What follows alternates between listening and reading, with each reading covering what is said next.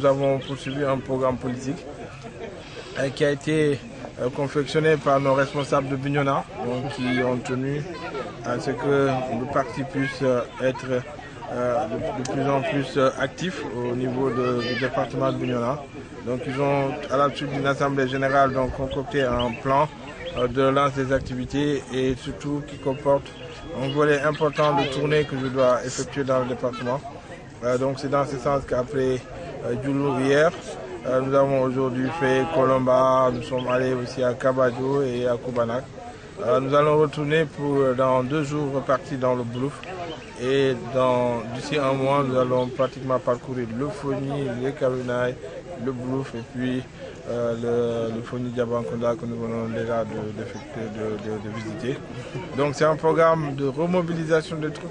C'est un programme de massification, mais un programme aussi qui va nous permettre d'afficher déjà nos ambitions, parce que notre ambition, c'est de gagner beaucoup de collectivités locales du département de Bignona, mais aussi et surtout de remporter le conseil départemental de Bignona, parce que nous considérons que les 3 départements qui sont Ziguinchor, qui sont Oussouye et qui sont Bignona doivent être remportés par l'UCS, qui est un parti majeur dans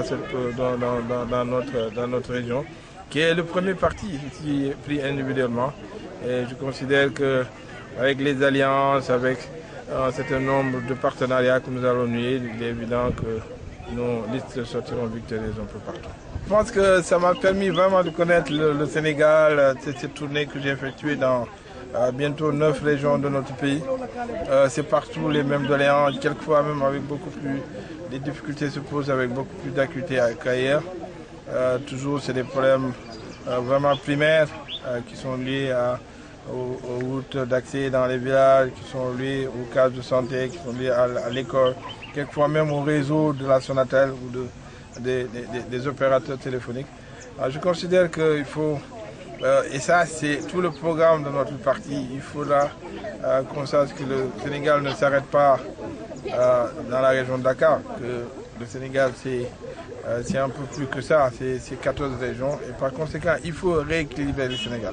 Il faut que davantage d'investissements massifs soient faits dans les régions périphériques, les régions et qu'on accorde une attention particulière aux zones qui sont frontalières. Je pense que de Kolda, Velingara jusqu'ici au niveau du Foni Diabankounda, c'est toujours les mêmes problèmes. Les gens ont des problèmes d'accès à l'électricité, ils ont des problèmes d'accès aux soins de santé primaire, ils ont même des problèmes d'accès au téléphone. Et c'est souvent les opérateurs de l'autre pays qui sont captés ici. Alors que nous avons un des réseaux de la Sonatel les réseaux téléphoniques les plus performants. Je pense que c'est un peu le problème qui se pose au Fouta, mais avec moins d'acuité, parce que c'est vrai que de temps en temps, il nous arrive de capter là-bas les réseaux mauritaniens. Mais je pense que là-bas, il n'y a pas autant de problèmes que les problèmes qui se posent ici, en tout cas dans cette partie sud. Je pense qu'il faudrait qu'il y ait des actions significatives, d'investissement massif dans les infrastructures sociales de base, mais aussi de rééquilibrage de notre pays. Pour que, d'ailleurs, notre constat que j'ai fait, c'est tous ces fruits qui pourrissent ici. Moi, en tant que ancien ministre de l'Industrie, j'ai tout fait pour essayer d'amener des industriels qui font la transformation des fruits et légumes ici. Mais compte tenu de la situation socio-économique, compte tenu de l'enclavement de notre région, compte tenu de beaucoup d'autres problèmes, il était difficile de faire venir des investisseurs dans ce domaine-là. Je pense qu'il faut une volonté politique beaucoup plus grande. Il faut que l'État puisse, par des partenariats publics-privés, accompagner le secteur privé national ou international à venir investir ici pour la transformation des fruits et légumes.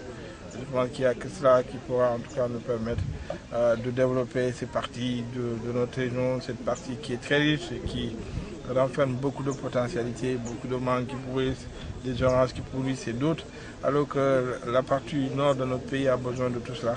Moi, je pense qu'il faut vraiment un véritable plan Marshall pour essayer de désenclaver et puis de développer cette partie du Sénégal.